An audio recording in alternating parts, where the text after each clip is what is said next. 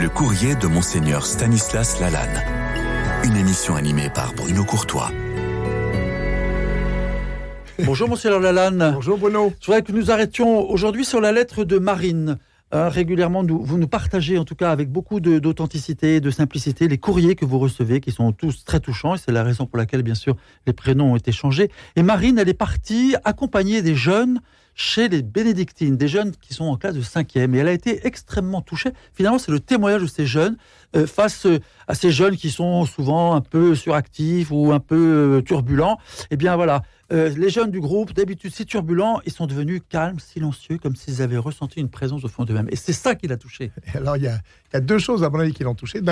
D'abord le fait qu'elle les accompagne chez les bénédictines. Les bénédictines, j'imagine que ce sont celles de Blaru, dans le diocèse de Versailles, où nous allons régulièrement.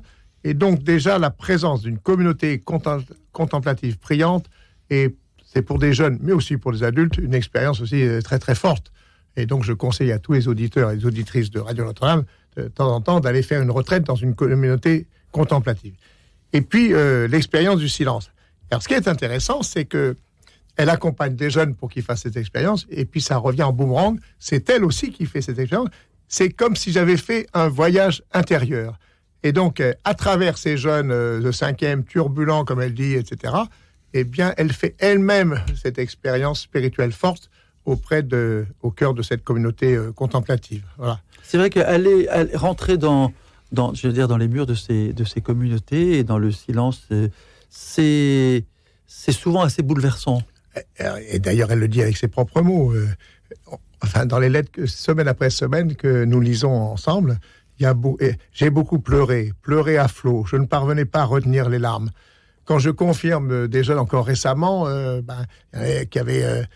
plusieurs avaient les larmes aux yeux. Alors je leur dis, est-ce que des larmes de joie? Oui, c'est des larmes de joie. Il y a une expérience spirituelle qui aussi